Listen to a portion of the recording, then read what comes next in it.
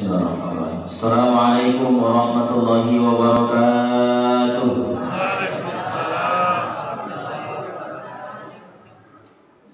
Alhamdulillahilladzi sattarul wahhab al-azizul ghaffar muqaddaril aqdar musarrifil umur mukawwiril layli 'ala an-nahar tabsiratan lidhil qulub wal absar.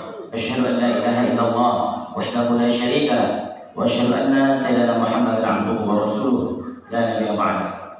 Allahumma shalli 'ala sayyidina Muhammad wa 'ala ali sayyidina Muhammad.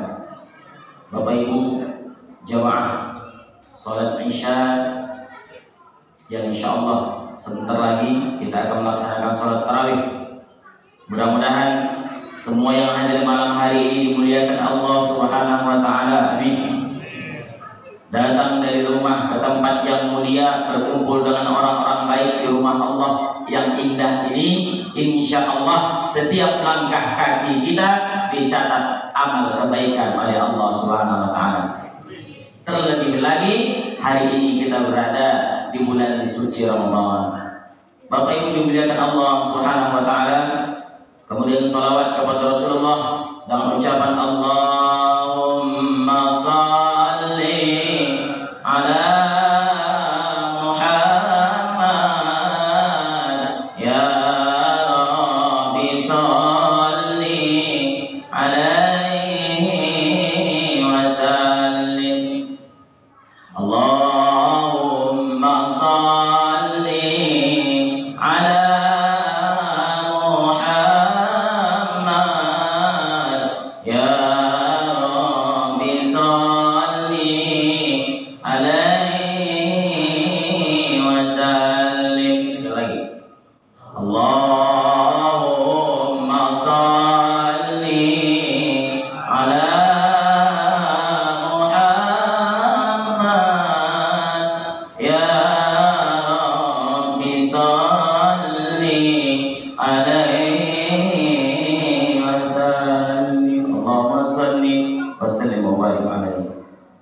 Mudah-mudahan dalam terus bersolawat, insya Allah ibu-ibu yang punya masalah datang dari rumah ke masjid ini setelah sholawat tadi 3 kali, pulang dari ini insya Allah semua masalah itu hilang. Amin.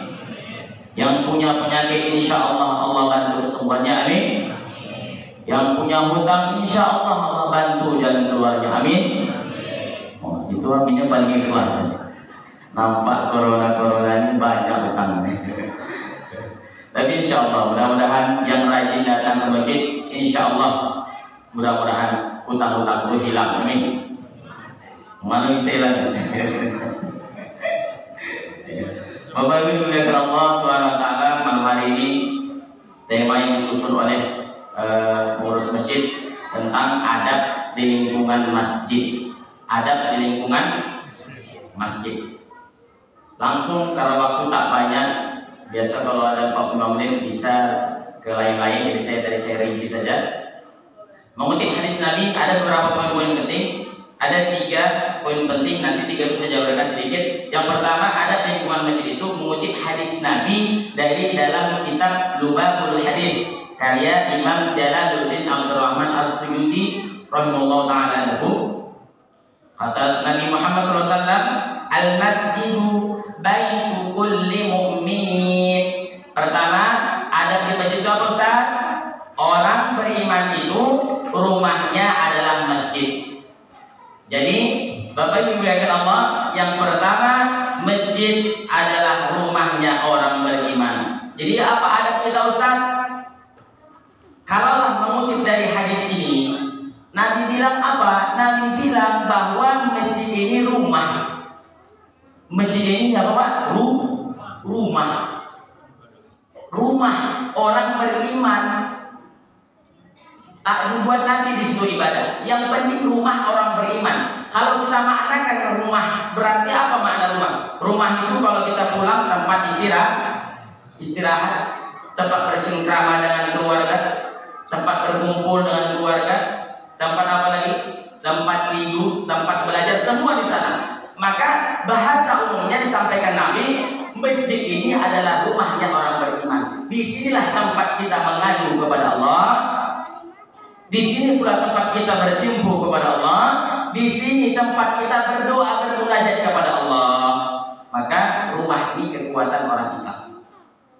Kata Nabi dalam kitab yang sama dalam hadis lain, sebaik-baik tempat masjid, seburuk-buruk tempat pasar. Kenapa Ustaz?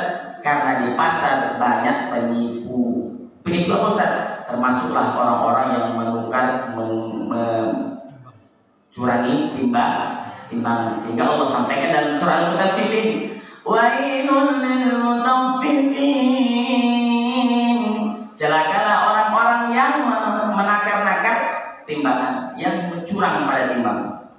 Itu yang pertama. Jadi adab kita kepada masjid ini, satu, jadikanlah masjid ini sebagai rumah kita. Yang jadi masalah apa Ustaz? Hari ini orang Bapak Ibu masuk rumah hantu bayar mau deh. Masuk masjid gratis tak mau deh. Kenapa Ustaz? Karena yang masuk rumah hantu itu bukan manusia, jadi hantu. Cocok Bu? Cocok. Yang kedua, ada dalam lingkungan masjid itu ketika mau masuk masjid, kata Nabi mengutip dalam kitab Al-Adhkar Imam An-Nawawi Ad-Dimashqi, meninggal tahun 676 Hijriah.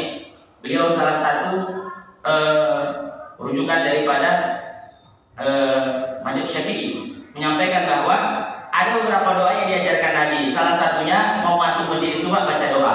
Apa doanya Ustaz? Allahumma ftahli abwaaba rahmatik. Itu doa mau masuk. Doa keluar, Allahumma inni as'aluka min fadlik. Allahumma inni as'aluka min fadlik. Ya Allah, aku minta kepadamu daripada karunia-karuniamu. Apa maknanya Ustaz? Pertama masuk, Allahumma ftahli, ya Allah bukakan untukku abwaab rahmah, pintu-pintu rahmatmu ya Allah, bukakan pintu rahmatmu. Masuk kita sholat, habis sholat mau pulang, apa yang kita minta? Allahumma inni ya Allah, aku udah sholat tadi ya Allah berjamaah, sekarang aku minta samamu, Allahumma inni as'aluka min fadlik, ya Allah aku minta karuniamu, aku minta rezekimu. Apa maknanya Ustaz? Masuk kita minta bukakan sama Allah pintu rahmat. Setelah kita sholat mau pulang kita minta ya Allah aku udah sholat, minta rezeki. Gitu. Dalam redaksi hadis lain di dalam kitab Ibnu Sina ada doa yang berbeda yang diajarkan Nabi. Apa itu Ustaz? Pertama kata Nabi dari Anas bin Malik, Bismillah Allahumma sholli ala Muhammad. Jadi ibu kalau mau referensi doa lain ya, Bismillah masuk pintu, Bismillah Allahumma sholli ala Muhammad. Keluar pun sama, Bismillah Allahumma sholli ala Muhammad. Dalam hadis lain juga disebutkan Nabi kalau mau masuk masjid bersalam dulu dengan Nabi. Itulah tadi hadisnya. Maka doanya diajarkan Anas bin Malik dari Nabi, tertulis dalam kitab Ibnu Sina, Bismillah Allahumma sholli ala Muhammad, Bismillah Allahumma sholli ala Muhammad. Jadi biar macam-macam doa-doa kita. Jangan itu saja Allah Ta'ala berhormati. Kemudian poin yang ketiga, masuk masjid itu tadi sambil berdoa utamakan pakai kaki kanan, keluar pakai kaki kiri. Ini tidak ada orang Pak asal masuk dia pakai kaki kiri deh. Sama dibuatnya macam masuk WC. Masuk WC kaki kanan kaki kiri Bu. Dulu pas keluar baru. Ini salah baca pula aja doanya. Masuk masjid, Allahumma inni a'udzubika minal khubuthi wal khawathis. Ini hati-hati. Kemudian berikutnya Ustaz, apalagi adab kita di dalam masjid itu? Mengutip hadis Nabi dalam kitab Bulughul Maram ada, dalam kitab Duwaul Hadis ada, dalam kitab Bukhari Muslim pun ada. Apa Ustaz? Idza dakhala ahadakumul masjid, kalau kalian masuk masjid, fala yajlis, jangan duduk dulu hatta yusalli rakaatain, hingga kalian sholat 2 rakaat. Sholat apa Ustaz? Sholat tahiyatul masjid. Besar pahalanya. Sebelum duduk di masjid, sholat dulu. Saya tadi masuk, sebelum sholat pas selesai ajan, sebelum saya duduk, saya sholat tahiyatul masjid dulu, baru sholat sunnah qabliyah, qabliyah isya. Supaya Ustaz, supaya banyak pahala. Ini bulan Ramadan ini bulan menumpuk amal, bulan menumpuk pahala. Kemudian apa lagi Ustaz? Ada pada kita di masjid ini Ustaz, anak-anak ini perlu diperhatikan. Ya, saya sampaikan ini kepada pengurus juga. Anak-anak ini menurut para ulama ada 3 kategori. Mana yang boleh ke masjid, mana yang belum. Yang belum ada 3 kategori anak-anak menurut para ulama. 1, as-sobi. 2, mumayyiz. 3, amal. Sobi ini sekitar 3 sampai 5 tahun. Dia belum mengerti apa-apa, Pak. Ini belum boleh dibawa ke masjid. Kenapa, Ustaz? Kalau dia dibawa, disuruh diam, dia membuat balik. Gitu. Nah, ini belum boleh dibawa ke masjid, Pak. Dibuat dia di sudut, di kampungnya, kakek yang disuruh, digigitnya kain kakek. Kalau kakek itu baik, alhamdulillah. Ini kakek itu garang, wah, nangis. Ini belum boleh. Yang kedua, mumayyiz. Ini perlu diperhatikan. Karena Ustaz, karena termasuk salah satunya yang dapat memutus shaf. Begitu yang dikutip oleh Profesor Buas, bahwa anak yang belum sunat itu bisa memutus shaf orang dewasa. Sebab apa? Sebab cakap di dalam dirinya, di dalam kemaluannya itu masih ada najis yang belum terbuang. Makanya orang itu ketika sudah sebelum balik itu kelas 4 ke 5 itu sudah sunat. Tapi beda di Jawa Barat. Di Jawa Barat itu Bapak Ibu, anak lahir 2 minggu sampai 40 hari sudah disunat. Di Jawa Barat ya. Beda di Indonesia. Kenapa Ustaz? Nanti payah besar kata orang. Padahal tak apa hubungannya. Saya baca di buku tidak ada hubungan. Ternyata Nabi Muhammad lahir sudah dihitan. Kemudian Nabi Sulaiman pun lahir sudah dihitan juga. Tapi ada memang Nabi yang dihitan pakai kapak. Jadi dulu orang memanakan kapak ini kapak yang besar itu. Padahal tidak, ternyata orang salah makna. Apa maknanya Ustaz? Ternyata dulu kalau tak salah saya Nabi Sulaiman dan Nabi Musa dihitan di kota kapak, namanya Kampak. Di Indonesia pun ada di daerah lewat bagian Batu ada namanya Sikampak. Nama daerah namanya Sikampak. Jadi kata hadis itu situ karena dia pakai kapak. Sangka orang pakai kapak, tak mau orang sunat. Kalau cerita-cerita nenek-nenek kita dulu sunat tuh pakai bambu ya. Gitu. Jadi perlu kita perhatikan juga ada di masjid supaya apa? Supaya menjaga kekhusyuan beribadah. Jadi bagaimana caranya Ustaz? Tadi kalau dia sobi jangan dulu bawa ke masjid, dia masih belum tahu apa-apa. Nanti yang kita khawatirkan dia lari sana, lari sini, lari dia ke imam. Tapi Ustaz, Nabi cucunya dibawanya ke masjid. Satu ketika pas Nabi sholat, Hasan Husain duduk di punggungnya pas sujud. Lama Nabi sujud. Dipikir sahabat, pas sujud pula kalau wahyu ini dipikir sahabat juga kan. Lama betul sujud. Orang udah heran, lama kali sujud ini. Ternyata ada Hasan Husain duduk di sini. Artinya apa? Itu dalil bahwa anak-anak itu boleh, tapi itu anak Nabi. Anak-anak Nabi jangan samakan sama anak kita anak hantu. Disuruh dia diam, lari dia ke sana. Beda. Jadi kadang orang kan banyak ya orang-orang yang suka-suka mencari-cari dalil ini dibuatnya dulu. Nabi banyak anaknya disamakan anak sama anak Nabi. Ini enggak. Anak kita kadang ayahnya tak datang ke masjid, nyumbang pun jarang, kasih mengkritik masjid aja. Ini kerja ya. Anaknya datang ribut pula, komplit penderitaan. Jadi perlu diperhatikan. Jadi bagaimana cara Ustaz kalau ada anak-anak yang boleh mana? Yang mumayyiz. Mumayyiz itu antara 5 sampai sekitar 10 tahun. Dia kalau dikasih tahu, nah jangan ribut ya, kamu di situ. Ya ma, ya, tahu dia Pak. Ini boleh. Meskipun memang kadang mereka agak ribut, ya agak ribut. Tapi cuman lagi Pak, beruntunglah kita kalau masih ada anak-anak yang 5 sampai 10 tahun itu Pak mau dia ke masjid. Kenapa Ustaz? Inilah pertanda bahwa nanti 20 tahun yang akan datang mereka yang jadi imam. Kalau ada pengurus-pengurus yang bengis-bengis itu Pak, tapi tak di sini.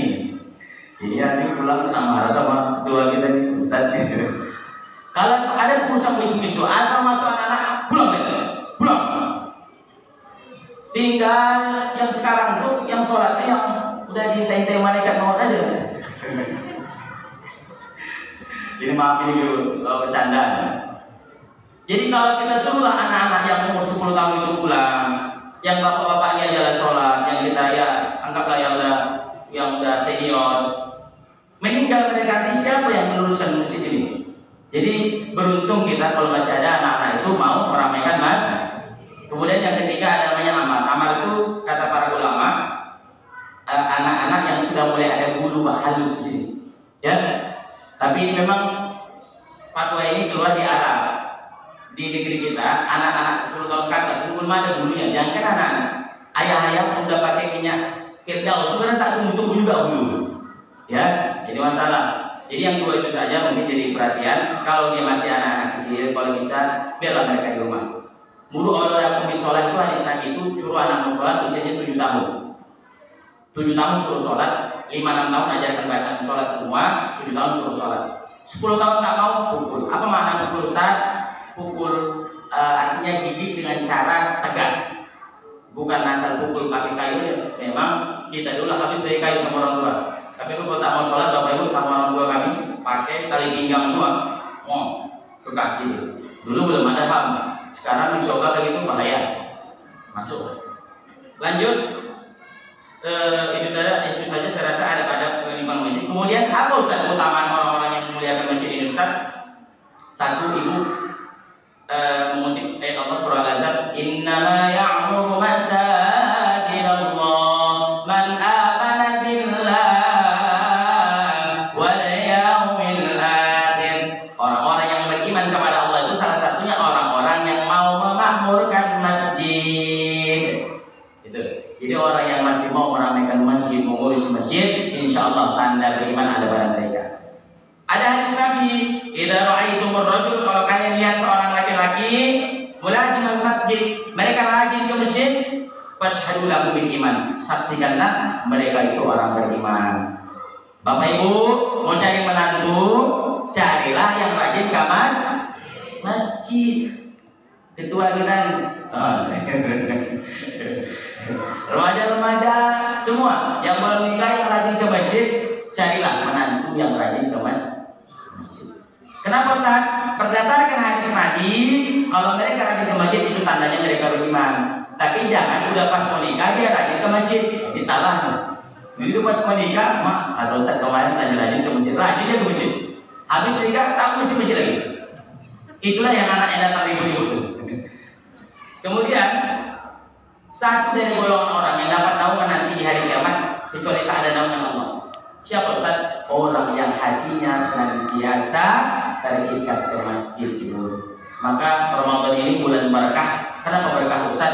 Orang yang lama tak bersua Ramadan, Allah pertemukan kita di dalam masjid yang sama. Padahal tetangga 10 rumah cuma, tapi jarang pernah ketemu karena sibuknya pekerjaan. Berkah Ramadan datang dia Kak, lama tak berjumpa. Padahal 10 meter cuma rumahnya, lama tak berjumpa. Berkah Ramadan datang ke masjid berjumpa. Ya Bu, itulah berkah daripada Ramadan. Kemudian satu ada kisah, saya tulis sedikit saja.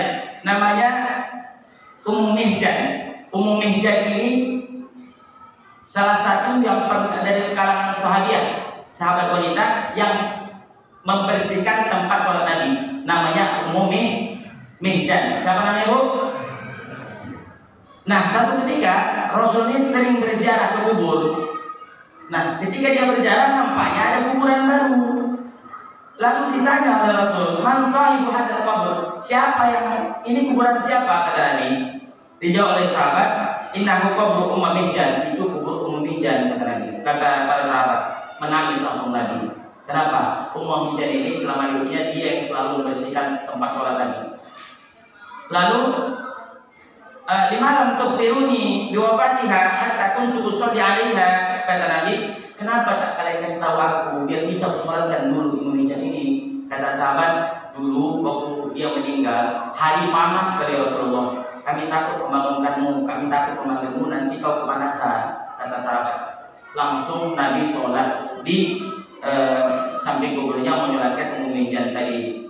Kemudian apa kata Nabi? Idza mata minkum ahadun, kalau matilah salah seorang kalian, maka kabarkan kepada aku, kasih tahu aku.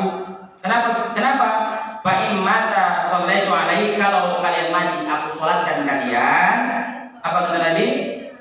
Kanat sholati syafa'atan lahu fil akhirah, nanti sholatku itu bisa menjadi syafaat di akhirat.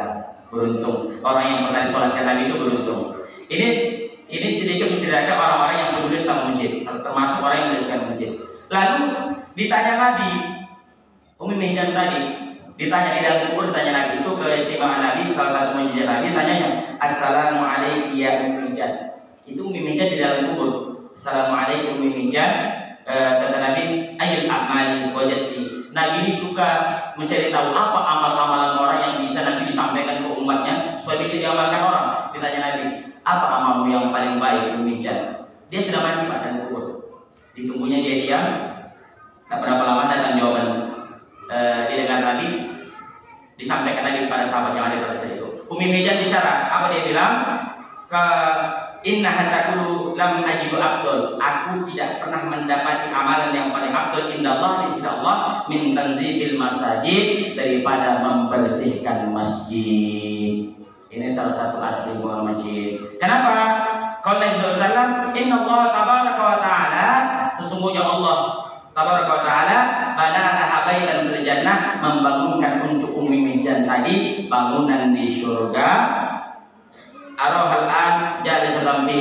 Kata Nabi, aku melihat Umi Mijan sekarang sedang duduk dia di bangunannya itu. Jadi pengurus-pengurus masjid, orang-orang yang rajin membersihkan masjid, insya Allah ini menjadi dalil kepada kita. Membersihkan masjid ini sebenarnya bukan terpatok, tidak, jangan karena ingin dilihat orang gitu. Kalau kita mampu sempat ibu selama bulan Ramadan, datanglah bersihkan masjid itu. Kenapa Ustaz? Umi Mijan hari ini sedang tenang di tempatnya yang sudah disediakan oleh Allah di surga. Sebab apa? Sebab dia dulu ikhlas membersihkan masjid. Bapak Ibu Allah SWT, karena waktu yang begitu singkat, terakhir salah satu yang dilarang dalam masjid itu apa Ustaz? Kata Nabi dalam kitab 12 hadis, siapa yang berkata-kata tentang dunia yang tak jelas, perkara-perkara batil di masjid, ahbatallahu amalahu arba'ina sanah, Allah melebur amalnya selama 40 tahun. Jadi satu larangan yang tak boleh di masjid ini apa Ustaz? Jangan berkata-kata tentang dunia, bercerita dunia yang tak jelas. Bercerita bukan dalam ajang majelis ilmu, bercerita-cerita di sudut, dibuatnya tempat cerita dia, cerita tentang Nikita Mirzani, cerita tentang BCR, cerita artis lah ceritanya semua, ya, cerita tentang yang tak jelas, tak boleh. Sebab apa? Sebab dapat merusak amalnya 40 tahun. Kalau hari ini umurnya 40 tahun, meninggal pula dia 40 tahun tuh, nanti tak adalah amal di bawah 5 tahun. Kasihan. Bapak Ibu Allah SWT, alhamdulillah kita simpulkan kajian singkat kita pada malam hari ini. Pertama, mari kita jaga adat kita di lingkungan masjid, perhatikan hal-hal yang terpenting, doa, kemudian adab kita, mengangkat suara dan lain sebagainya. Tapi kata Imam Nawawi, kalau mengangkat suara dan catatan seperti zikir bersama itu boleh dalam kitab Al-Adhan. Zikir supaya apa? Supaya mengajarkan yang lain semangat Ramadan itu, semangat sholat berjamaah itu adanya zikir. Jadi ini perlu diketahui juga supaya kita bisa mengamalkannya.